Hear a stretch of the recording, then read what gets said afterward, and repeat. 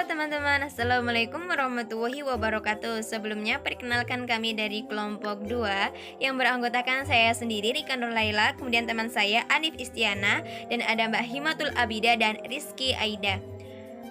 Pada kesempatan kali ini kami akan mereview tentang praktikum biokimia uji vitamin. Nah, yang pertama, tujuan dari praktikum uji vitamin ini adalah untuk mengetahui pengujian vitamin secara kualitatif. Kualitatif adalah berarti kita bisa melihatnya dengan cara observasi atau dengan melihatnya saja. Kemudian, dasar teori yang pertama, vitamin atau vital amin atau vitamin adalah sekelompok senyawa organik amina yang berbobot molekul kecil yang memiliki fungsi vital dalam metabolisme setiap organisme yang tidak dapat dihasilkan oleh tubuh. Vitamin digunakan tubuh untuk dapat tumbuh dan berkembang secara normal. Vitamin berfungsi juga menyokong sistem imun yang baik sehingga menekan terserangnya risiko berbagai penyakit. Vitamin menjadi senyawa organik yang diperlukan oleh makhluk hidup. Walaupun kebutuhan makhluk hidup akan vitamin ini hanya sedikit, tetapi vitamin sangat diperlukan di dalam tubuh untuk proses metabolisme. Sehingga pada ilmu gizi, vitamin ini dikelompokkan sebagai zat pengatur. Pada umumnya, vitamin dikelompokkan menjadi dua, yaitu vitamin yang larut dalam air dan vitamin yang tidak larut dalam air atau yang larut dalam lemak. Untuk vitamin yang larut dalam air ini bisa dilarutkan dengan air. Contohnya itu adalah vitamin C atau asam askorbat dan vitamin B yang meliputi nikotinamid, asam pantotenat, tiamin, riboflavin, piridoksin, asam dipoleat, biotin, dan kemudian kelompok asam folat dan vitamin B12. Vitamin yang termasuk dalam kelompok yang tidak larut dalam air atau hanya larut dalam lemak itu yaitu adalah vitamin AD atau vitamin A, D, E, dan K. Alat dan bahan yang digunakan dalam praktikum ini adalah tabung reaksi, alat ekstraksi, labu takar, pipet tetes, kemudian alat reflux, termometer, dan water bath.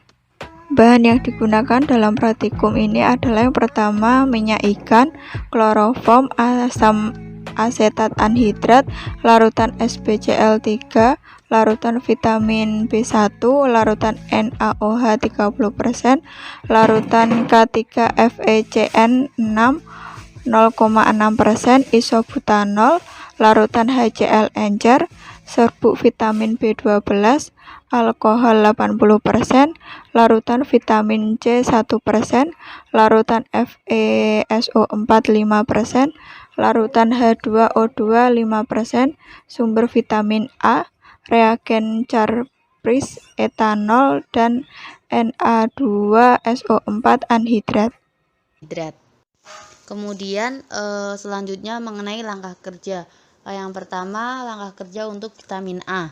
Nah, yang pertama yang dilakukan itu sumber vitamin A kita letakkan dalam tabung reaksi. Kemudian kita tambahkan dengan kloroform. Nah, fungsi kloroform itu untuk melarutkan vitamin A tersebut karena vitamin A hanya larut dalam pelarut nonpolar.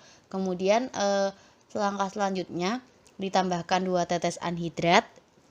Penambahan asam atau asetat anhidrat itu untuk memberikan reaksi warna pada vitamin A. Kemudian langkah selanjutnya yaitu ditambahkan padatan SbCl. Kemudian setelah itu diaduk rata dan didiamkan. Kemudian akan kita dapatkan hasilnya. Langkah kerja vitamin B1. 2 ml larutan vitamin B1 ke dalam tabung reaksi. Yang pertama ditambahkan beberapa tetes NaOH 30%, yang kedua ditambahkan beberapa tetes K3FeCN6 0,6%, yang ketiga dikocok larutan tersebut dalam isobutanol, yang keempat dilihat warna fluoresensinya di bawah lampu UV, yang kelima dilihat hasilnya. Langkah kerja vitamin B2. Tabung reaksi. Yang pertama, ditambahkan serbuk vitamin B2 sampai setinggi kira-kira 1 cm. Yang kedua, ditambahkan 10 ml alkohol 80%. Yang ketiga, dikocok dengan kuat agar larutan homogen. Yang keempat, disaring. Yang kelima, diperiksa filtrat di bawah lampu UV. Yang keenam, dilihat warna fluoresensinya. Yang ketujuh, dilihat hasilnya. Langkah kerja vitamin C. Langkah yang pertama yaitu 2 ml larutan vitamin C dalam tabung reaksi. Kemudian ditambahkan beberapa tetes NaOH 10%, lalu ditambahkan 2 ml larutan FeSO 45%, kemudian dicampur dan didiamkan sampai timbul warna. Yang keempat, dilihat hasilnya. Langkah yang kedua yaitu potongan pisang setebal 1,5 cm. Yang pertama dimasukkan satu potongan pisang ke dalam air, yang kedua dimasukkan satu potongan pisang lagi ke dalam larutan vitamin C, yang ketiga didiamkan selama 30 menit, yang keempat diamati perubahan yang terjadi, yang kelima yaitu dilihat hasilnya. Sekian dari kelompok kami.